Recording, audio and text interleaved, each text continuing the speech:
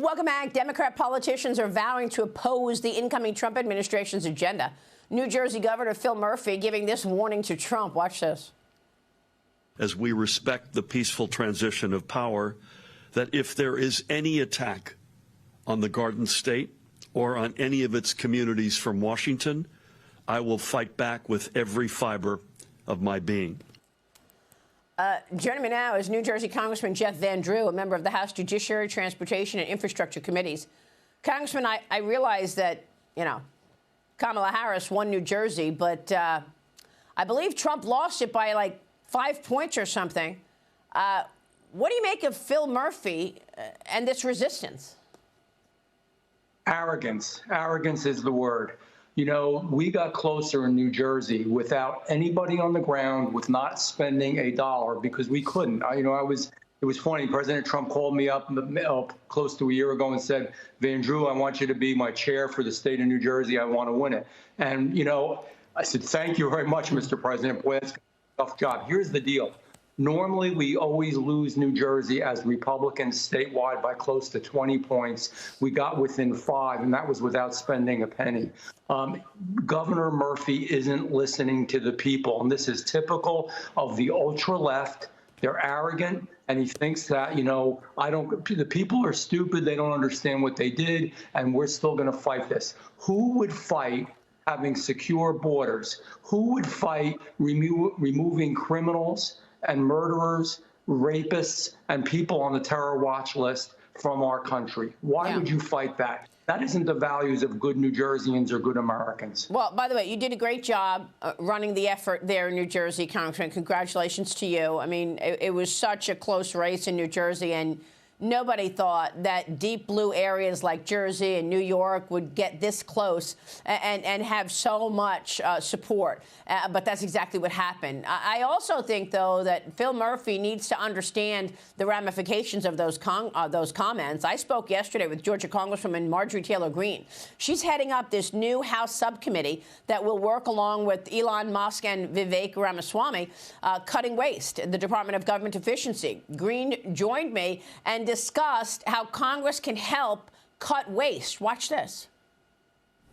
We want to look deeply at these contracts and these government programs to see if they really make sense anymore. There are so many government agencies and government programs and contracts that their cause, their purpose has expired and they're no longer needed. It's not just contracts. Let's talk about federal employees that haven't showed up to work ever since COVID. We're also looking at we have thousands of buildings that the federal government owns and pays for with over $15 billion a year. But yet those government buildings sit empty and these government employees stay at home. If they use their police officers and their resources to harbor and protect illegal criminal aliens, then absolutely those sanctuary states and cities are in danger of losing their federal funding, and rightfully so.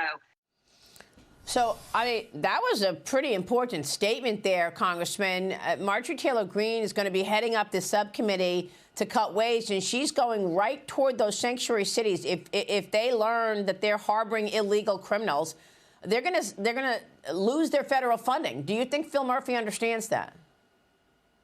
I don't know that he cares. I think that for him, he would just increase taxes. That's the usual route that we go in the state of New Jersey and these blue states.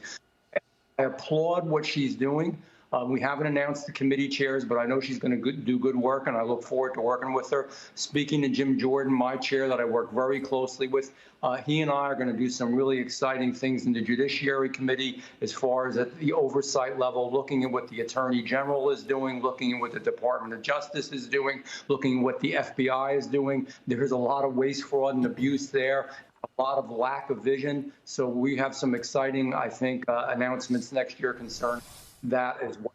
This is a good time. We're going to listen to the people. We're going to get government back on track. It is the job of government. We work for the people. The people don't work for us. This message was sent.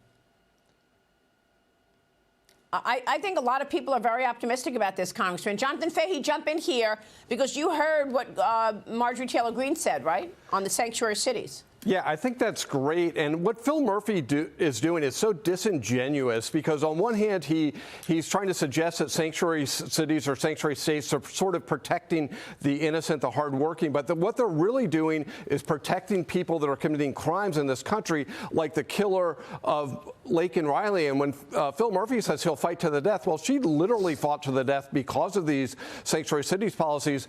But Congressman Drew, I know you've been totally all over this issue, but what can Congress do, not just with respect to government waste, but can they pass some bill, or can you make it part of the tax bill, part of the SALT reduction? If you're going to be a sanctuary city, maybe we don't give you that. Or what can be done, because this needs to end. Laken Riley, there should never be another situation like that.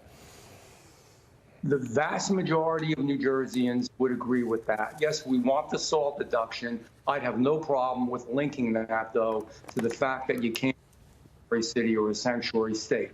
Phil Murphy made New Jersey a sanctuary state.